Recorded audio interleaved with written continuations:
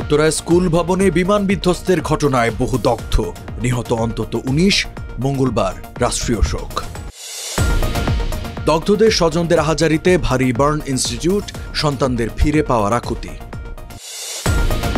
ক্ষয়ক্ষতি এড়াতে সর্বোচ্চ চেষ্টা করেন পাইলট তৌকির, জীবন উৎসর্গ করেও পারেননি প্রাণহানি ঠেকাতে।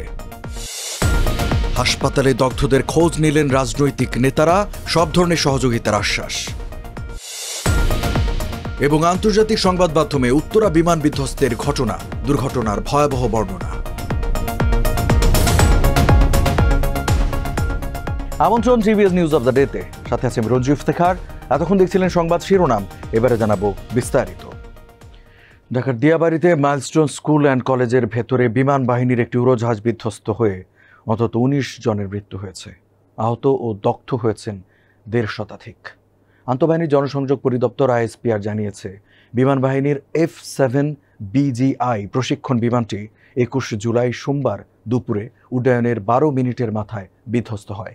এ ঘটনায় ২২ জুলাই মঙ্গলবার একদিনের রাষ্ট্রীয় শোক ঘোষণা করা হয়েছে। রাষ্ট্রীয় শোক উপলক্ষে কাল দেশের সব সরকারি, আধা সরকারি, স্বায়ত্তশাসিত প্রতিষ্ঠান, শিক্ষা প্রতিষ্ঠানে জাতীয় পতাকা অর্ধনমিত থাকবে। বিমান বিধ্বস্ত হয়ে হতাহতের ঘটনায় গভীর শোক ও দুঃখ প্রকাশ করেছেন রাষ্ট্রপতি মোহাম্মদ শাহাবুদ্দিন এবং প্রধান উপদেষ্টা অধ্যাপক ডক্টর মোহাম্মদ ইউনূস।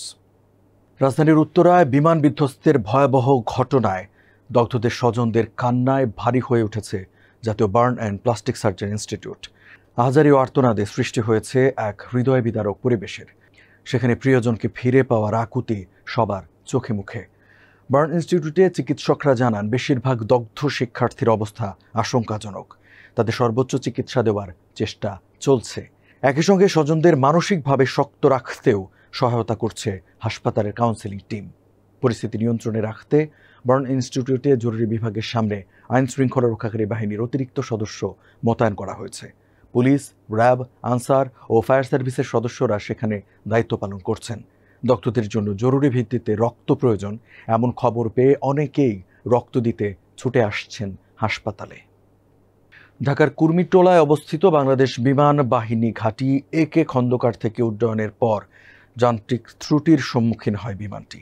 দুর্ঘটনার মোকাবিলা এবং বড় ধরনের ক্ষয়ক্ষতি এড়াতে বিমানটির pilot flight lieutenant Mohammad Tauqir Islam বিমানটিকে ঘনবসতি এলাকা থেকে জনবিরল এলাকায় নিয়ে যাওয়ার সর্বাত্মক চেষ্টা করেছিলেন। কিন্তু দুর্ভাগ্যবশত বিমানটি উত্তরার দিয়াবাড়িতে মাইলস্টোন স্কুল অ্যান্ড কলেজের একটি ভবনে বিধ্বস্ত হয়। আইএসপিআর এক বিবৃতিতে এসব তথ্য জানিয়েছে। এতে আরও বলা হয়, অনাকাঙ্ক্ষিত দুর্ঘটনায় বাংলাদেশ বিমান বাহিনী গভীরভাবে মর্মাহত। হতাহতদের সর্বাত্মক চিকিৎসা সহ সার্বিক সহযোগিতায় তৎপর রয়েছে তারা। দুর্ঘটনার কারণ জানতে বিমান বাহিনীর একটি উচ্চ পর্যায়ের তদন্ত কমিটি গঠন করেছে বলেও জানানো হয়েছে।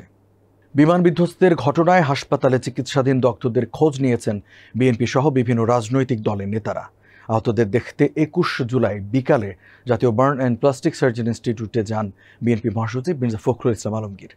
বিএনপির মিডিয়া সেলের সদস্য সাইরুল কবির খান জানান, ভারপ্রাপ্ত চেয়ারম্যান তারেক রহমানের নির্দেশে হাসপাতালে যান মহাসচিব। দগ্ধদের চিকিৎসার খোঁজ খবর নিয়ে সব ধরনের সহযোগিতার আশ্বাস দেন তিনি।